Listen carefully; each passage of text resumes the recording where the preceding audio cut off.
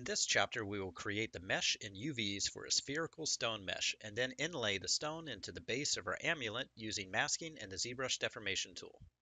Now that we have the UVWs maximized that we're going to use later for sculpting out this nice Japanese crest design, we're actually going to put that on hold for a minute and we're going to skip ahead. We're going to create this round looking stone that we have and also the geometric inlays for that, the round inlay you see here, as well as the inlay for the sides of this amulet mesh to give it some extra depth. One thing that we want to do though is we want to make sure that those UVs that we maximize that we're going to use for this Japanese crest, we do not accidentally sculpt on top of those when we do our inlay. So I'm going to press Shift F and I'm going to flatten this underneath our UV master. You'll notice that our poly group that looks like this kind of pinkish purple color, that's the one that we do not want to do our inlay sculpt on. I know this doesn't make a lot of sense right now, but whatever poly group that you guys have that's maximized in the center here, make sure that this next part you do not sculpt on. The part that we're going to sculpt on where we lay our stone in is going to be this back side, that's this orange side. So what I'm going to do really quick is I'm just going to flatten this again, and then I'm going to press W on my keyboard. I'm going to go to Unmask Center, and I'm just going to recenter this for later use with our UVs. And one more time, I'm going to unflatten this. And remember, we're not going to sculpt on this section. So let's go ahead and go to this back section, and I'll have this facing our viewport, and we're going to start sculpting on this in a minute. So let's press B on our keyboard and go to our standard brush. What I want us to do is we're going to append a new mesh into here, which will become our stone. So underneath the subtool section, let's come over here, click on append, and you're going to find our sphere 3D. And the cool thing about this is it drops it in the center of world space, which happens to be smack dab in the center of our amulet. So let's click on the sphere, and we're going to scale that down a little bit, and we'll just kind of center that in here. We'll non-uniform scale that a bit this way and that. I think before I kind of get settled on the exact stone shape that I want, I do need to go through here and make that edging that I was telling you about. So let's hide this for the time being by clicking the little icon right here. And I'm going to go to our amulet and we're going to mask these side sections. So I'm going to press B on my keyboard, go back to the standard mesh, or sorry, standard brush. I'm just going to hide this for now, just so that it's not using all our space. And I'm going to press Shift F on my keyboard so I can see this as we're masking. So what we're going to do now is I'm going to press X on the keyboard to activate symmetry. You remember that under the transform, we have all of these symmetries activated at the moment. That's what we want. So let's click and drag this out. Right now, again, oh, you know what we need to do too? This is, see how this is kind of fading funky on the side? We need more topology. So I'm going to clear that mask. Right now we're only about 80,000. Let's get this up into the millions. I'm going to press Control D on my keyboard.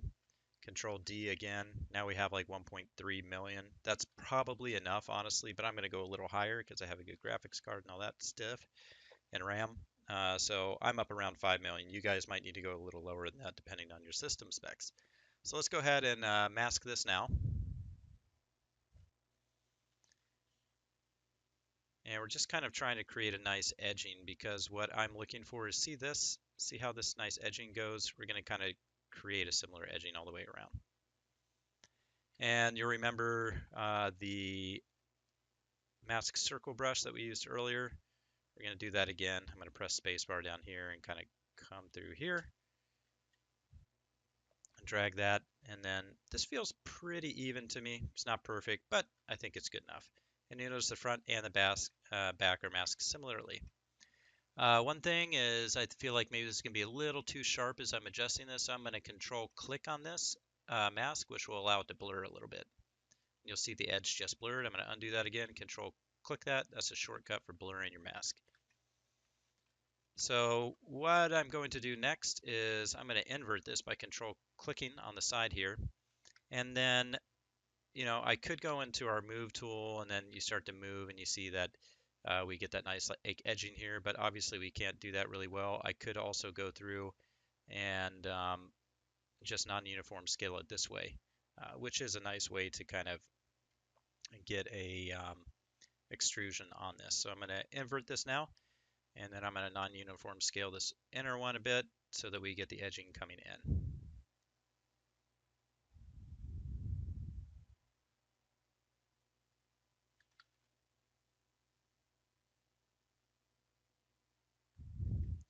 invert that one more time and kind of bring that down because I feel like our amulet's just maybe a little bit too thick. I feel like this is a pretty good setting. So let's clear that mask. And now we have like a nice little inlay for this. Problem is we have a little bit of geo deformation. So let's just go through and smooth that out a bit. I'm going to press B on my keyboard to go back to our standard brush. And just with this activated and all our symmetry activated, I'm just going to go through here and kind of smooth this out just a little bit. It's not going to be perfect, but later on when we're sculpting and doing some different damage passes, we're not going to see these kind of little lines and rivets in there. Or if we do, it'll just be so minimal that you'll barely even notice it. Okay, so now we have that first inlay, which feels kind of nice. The next thing that we need to do is go back to our stone and then do an inlay around our stone. I'm going to press Shift F on my keyboard again to make sure that we are not sculpting on the side that's going to be having our crest with our maximized UVs. We are going to sculpt on this side. So with that activated and seeing our camera, I'm going to press Shift F again to hide the wireframe. And now I'm going to show our sphere again. And let's just click that subtool. And let's work on getting this shape kind of more situated here so it'll feel nice. So here feels like it's not too big. Let's kind of try and mimic something that's like that.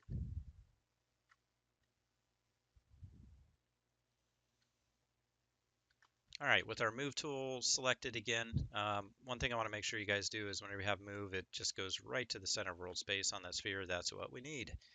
So I'm going to non-uniform scale this up a little bit. The idea I'm trying to do is about the same amount of space here to here as here to here on the side. Doesn't have to be perfect. You guys eyeball it and do whatever you want. I'm going to non-uniform scale this down a little bit here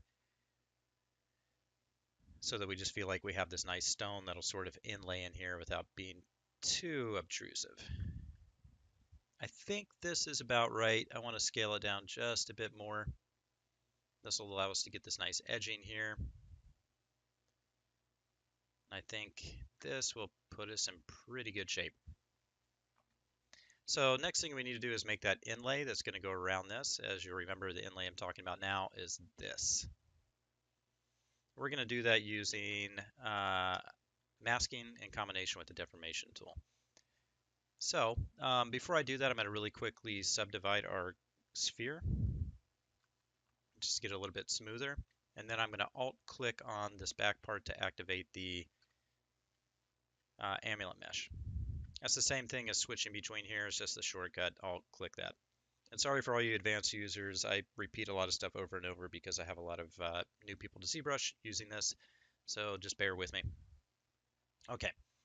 So with this selected, what I want to do now is we're going to go to mask selection. We're making sure that mask select circle is on, and we're making sure that square and center is still activated. And I'm keeping the symmetry on because I want to start the circular mask from right in the center here. So smack dab in the center. So I'm going to click and drag this out now. Now you can see it's perfectly in the center. Problem is that we have that perfectly round setting. So I'm going to undo that, click on here. Let's turn off square. That'll allow us to do a non-uniform size mask. Again, I'm on the center. Let's drag that out. Now we have kind of that non-uniform size to it. I think this is about right. Idea I'm trying to do here is see the thickness here. I'm sort of matching that. I mean, you don't have to. It doesn't have to be perfect, but that's what I want to do. So next thing I'm going to do, I'm just going to hide this sphere for a second so you can see what's going on. We need to actually take away some of the mask that's in here. For example, like this. You'll see that we're going to remove some of that. So we want to do that, but we want to do it accurately. So I'm going to show the base sphere again. And then what I'm going to do is I'm going to click transparency so that we can see underneath this as we're working. To subtract from a mesh, whenever you're using, or sorry, a mask to subtract from it, when you press Control on the keyboard, also press Alt. You'll see the plus sign beside the mask. See what happens when I press Alt, switches from plus to minus. So I'm just going to drag that out. I didn't get that centered quite right, so I'm going to undo that. Control Alt and then drag. The idea is I'm just kind of trying to get this right around that edge there so we can subtract and get that nice rim. Now it's pulled out maybe a little bit more than I want, but I think this is going to be okay. Now one thing I want to do is I want to make sure the back side of this, where we're going to have our crest image, does not get masked, so we're going to need to deselect the mask back there. In order to do that, let's turn off symmetry by pressing X on our keyboard. We're going to go to side view here, change our circle to just the regular default mask pen. Then I'm going to control Alt click drag. And now I've deselected the mask for this section, but it's still activated for the front. Pressing Shift F again, making sure that we are not sculpting again on that back area that's going to be the crest thing. We are just working on the front for the super tiny UVs on the orange polygroup.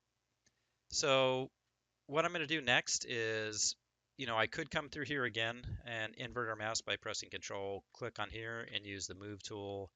And I could use that to kind of pull things out and get the shape that I want. But I want to show you guys a different tool that will allow us to pull this out, but also get kind of a nice round smooth edge on here.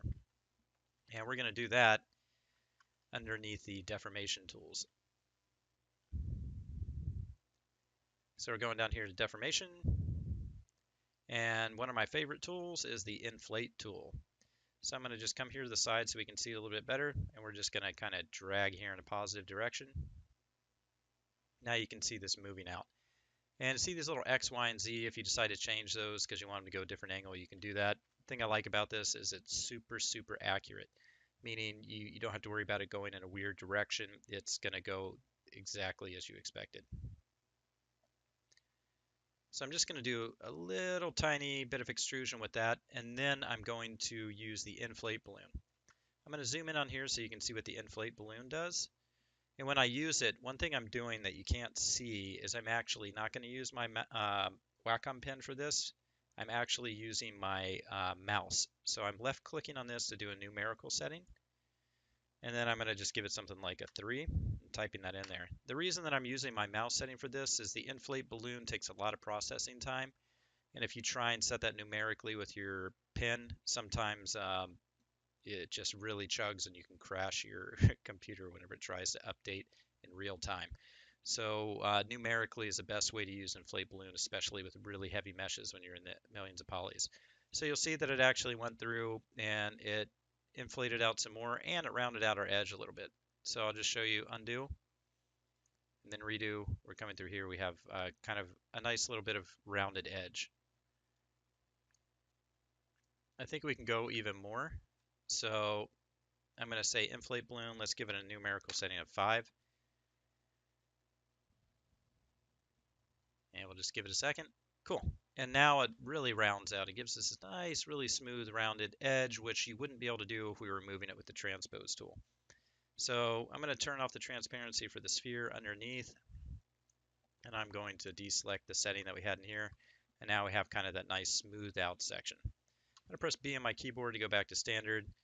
I'm going to smooth this out just a little bit down here. I'm going to press X again on my keyboard to get symmetry, but now I don't want the symmetry affected on the back of the mesh. So I'm going to come under here to transform. Let's turn off Z. Now it's isolated only to the front. So let's just go through here again. We're going to hold down that Shift key and just smooth out the edges of this a bit to get rid of some of this geometric distortion that was happening whenever we went through and did the deformation. Deformation tools are one of my favorite tools. For those of you guys that follow my tutorials in ZBrush, you know I use this a lot. I maybe went a little too aggressive up here, so I'm going to undo that a minute and see where that got too soft. Okay. That's all right. I think maybe just the geo is a little funny there. Okay. So I think we have a good setting here. I feel like maybe we should take the stone and scale that out just a little bit. So let's all click that.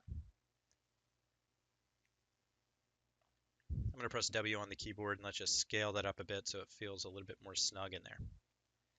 Cool, so now it feels like we have a stone that's setting in here. The problem is that it's still sticking out the back. So let's hit transparency again with our stone selected. So now that the amulet is transparent.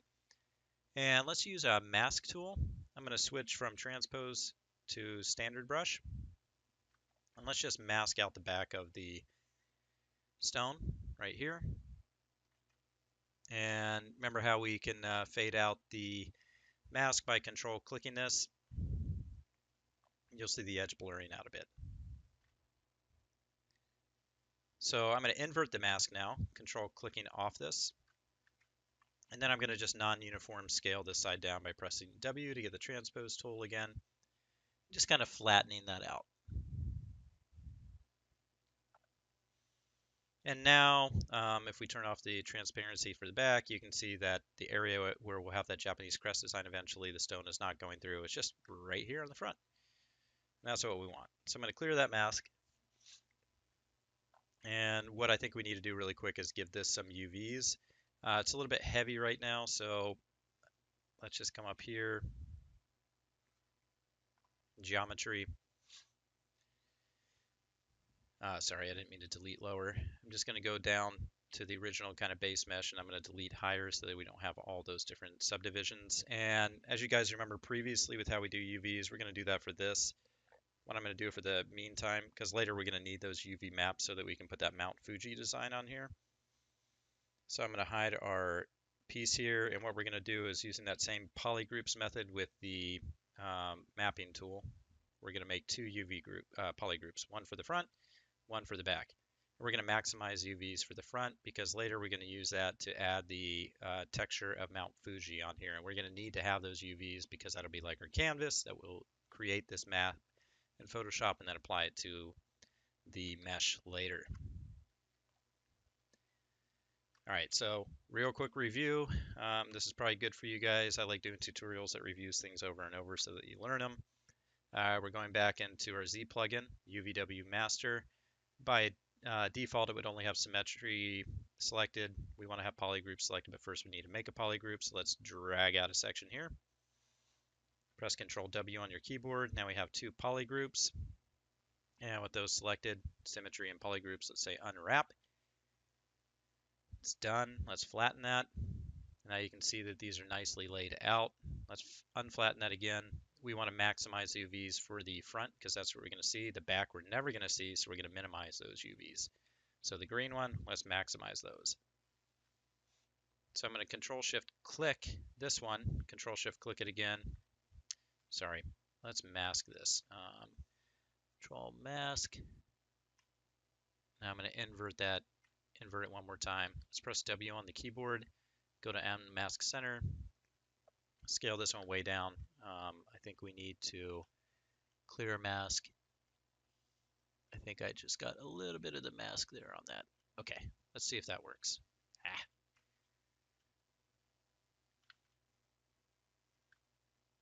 Control Shift click this. Okay, there we go. Let's scale that down now. Okay.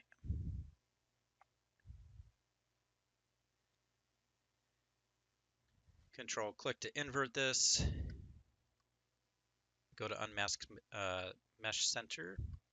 And just like we were doing for the amulet, we're going to center this as best we can, with this being center and center. Let's maximize this. So we're just scaling this up. And making sure again that we're not going past the UV coordinate center or settings out here. That looks good to me. Let's unflatten that. And now basically later we'll be able to easily place some maps on here and it's going to look good. So going back to our mesh here, let's press Shift F. I think that pretty much does it for this section. So we've done the nice inlay, we've done UVs for the stone that's underneath, and we've made sure that we haven't messed with that we've kept the maximized UVs for the crest in the back. So next we're going to end up going through and start doing the hand ornamental sculpting that we see for all the little edges here. This tutorial and its downloadable content is available now on my ZBrush, Gumroad, and Steam stores, which are linked in the description below. Watch the following video to see what is included with your purchase. If you purchase this tutorial, here is a preview of all the bonus content you will receive. Firstly, in ZBrush, I've included 3 different versions of the amulet. 1, my final sculpted version with all the ornamentational details and destruction. 2, just the sculptural details like ornamentation. 3, a version without anything so you could follow along and create your own during the process. Secondly, you will receive the final keyshot file demonstrated here, which contains all of the texture maps, lighting, and everything that is shown during the tutorial. The thing that I find really useful about this is having access to the material graph and seeing the complex custom materials that are created during the tutorial. This will really help you with understanding how to create your own complex materials in Keyshot. Next, you will receive all of the final PSD files showcased throughout the tutorial, including this gold-painted Mount Fuji design with all of my different layering processes, as well as the custom crest base that is used later for sculpting in ZBrush based off of masks. Also, you'll get all of the final texture maps that are showcased during the tutorial, such as these, which are all tileable. You will also receive all of the original videos in downloaded format at their full high definition resolution. Also, I have included dozens of high quality personal art images such as my Dark Souls 3 High Lord of Walnar fan art, which inspired me to create the Amulet tutorial to showcase the techniques I learned and developed during the process. Whether you purchase this tutorial or follow along for free on Facebook or YouTube, thank you for your continued support, and I cannot wait to see the epic amulets you create soon.